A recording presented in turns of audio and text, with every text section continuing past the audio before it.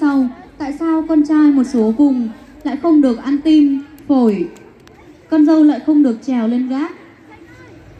Vì lý trà canh mông chó tu chỉ tàu no trừ nha là chỉ tàu yên tha. Nó blur nó xa rồi. Câu hỏi của nhân là thế thì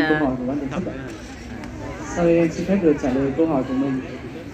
Đó là có một câu chuyện như thế này. Thì ngày xưa khi mà hai vợ chồng về thăm nhà ngoại để nhân dịp là cúng cả nhà gia đình ngoại, thế là gia đình đấy có mổ lợn, xong để cho người con rể ở cái chỗ trông đồ ăn. Thế là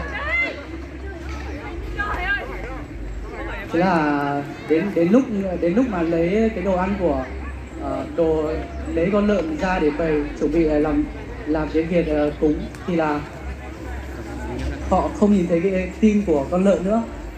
Thế là bố chồng bên ngoại mới gọi con rể ra và nói chuyện riêng. Thế là bố chồng hỏi con rể là có phải con ăn tim của con lợn được không? Người con trai bảo là không, nhưng mà bố chồng lúc đấy là bố chồng sợ mọi người bàn tán là con trai ăn đi tim của con lợn. Thế là bố chồng mới nói thì hơi kinh dị, nhưng mà bố chồng mới giết con rể để lấy tim của con rể thế vào chỗ tim của con lợn. Xong là sau khi mọi người làm cái lễ đấy xong thì tự dưng ở chỗ đấy lại xuất hiện thêm tim của con lợn nữa, thì nó sẽ là có hai trái tim đúng không ạ?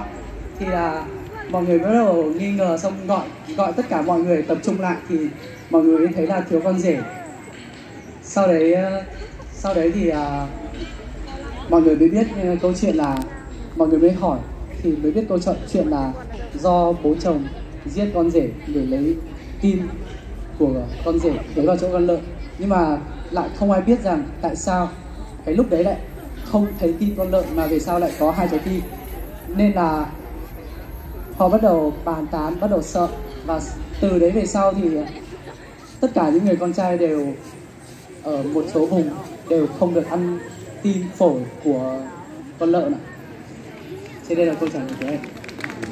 Xin cảm ơn phần trả lời của Đông với một câu chuyện có thực được bạn kể ạ. Vâng, sau đây quý bạn giám khảo có câu hỏi nào dành cho bạn không ạ?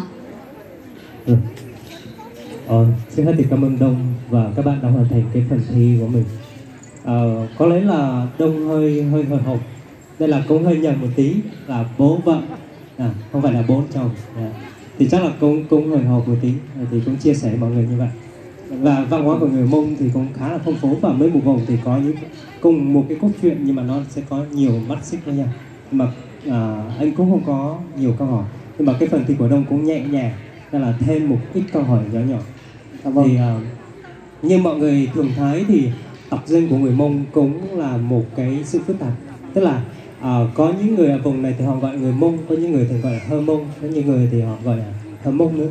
Thì không biết quan điểm của Đông thì Đông muốn Đông có nhận xét gì về cái cách gọi, và Đông thường gọi như thế nào, và cảm thấy là cách gọi nào đúng nhất khi mình gọi bằng tiếng phổ thông? Dạ, em xin cảm ơn câu hỏi từ ban giám khảo. Thì theo em thì em thấy em cũng đồng quan điểm là Mông, dân tộc Mông, đồng bào dân tộc Mông ở mỗi chỗ người ta sẽ dùng một cách gọi khác nhau. Nhưng mà em thấy đấy đều là khi mà người ta gọi cái tên đấy thì người ta đều nghĩ tới và đều biết tới đấy là dân tộc, đồng bào dân tộc Hơ Mông. Nên là theo em, cảm nghĩ của em thì em thấy mình dù đi đâu về đâu thì nếu mà được người khác gọi là dân tộc Hơ Mông thì em vẫn thấy là chuẩn nhất. Nếu mà gọi là Mông không thì sẽ lại nó cứ bị trống ở phần trước. Mình phải gọi là theo quan điểm riêng của em là mình phải gọi là Hơ Mông.